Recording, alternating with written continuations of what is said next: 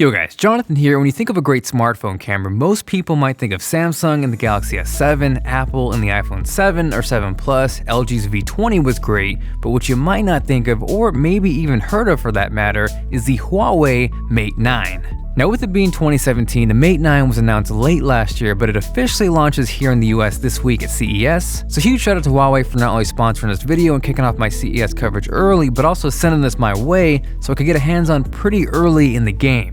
Now what immediately stood out to me with the Mate 9 is the build quality is phenomenal. It's solid aluminum, super premium, and absolutely nothing about this phone says cheap. It's got a wicked fast fingerprint reader which is located on the back. It's packing great specs with 4 gigs of RAM, 64 gigabytes of storage, and MicroSD card expansion.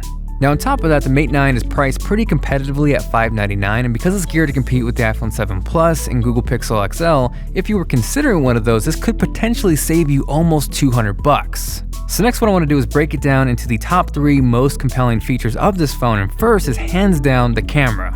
Just like we saw in Huawei's P9, once again they've teamed up with Leica for the glass on the smartphone, and the end result is a really good freaking camera. Now within the camera are 2 sensors, a 12 megapixel RGB sensor that's going to capture the color and the bulk of the photo, and then a 20 megapixel monochrome sensor that's going to work together to capture the finer details. Now this thing is jam-packed full of features and software, including a Pro mode, which is going to give you not only tons of control but also flexibility. What surprised me most, and what may be my favorite feature about this camera, or software rather, is actually how you control exposure when you're not in Pro mode.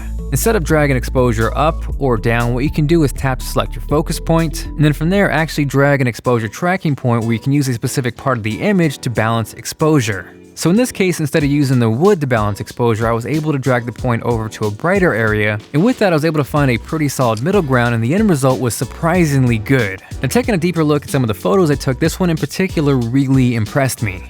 It's sharp, there's great dynamic range, and surprisingly, this shallow depth of field is real and not simulated. This one here is also a really great example of natural shallow depth of field, no simulation here either. And then hopping over to some indoor shots, this one in particular is also one of my favorites because of how it handles the highlights, the shadows. The color is also really well balanced, it's not too saturated, it's just a nice mix of everything. Now with that monochrome sensor comes the fun of taking true black and white pictures. Yes, you could take a normal photo and desaturate it or apply a black and white filter, but there's something special about taking a true black and white picture. Now this is by no means a game changer, and I understand completely that the majority of you out there want most of your photos in color. What it does do though is give you a creative spin on the pictures you do want in black and white. It almost forces you to think of the picture, the composition, the framing differently, and the end result is really nice. There's tons of detail, and the flexibility of being able to take really great black and white photos and really great color photos is awesome. Now everything we've seen up until this point in terms of depth of field has been completely natural, but because there are 2 sensors, there is also a simulated depth mode. And again, like most simulated depth software out there, it's not going to be perfect every time, but when you get it right, it looks really good.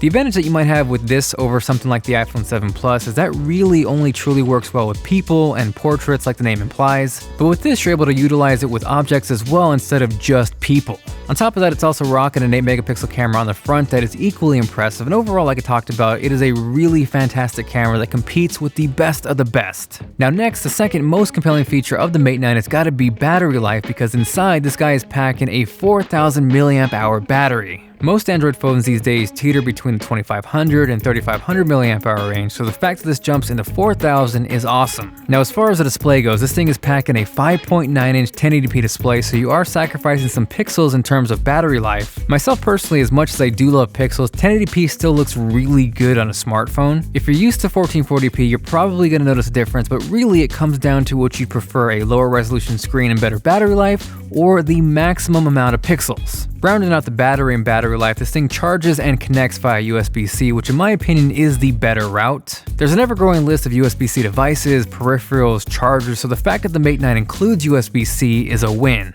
Now last up, the third most compelling feature of the Mate 9 is the fact that it ships with Android 7.0 Nougat.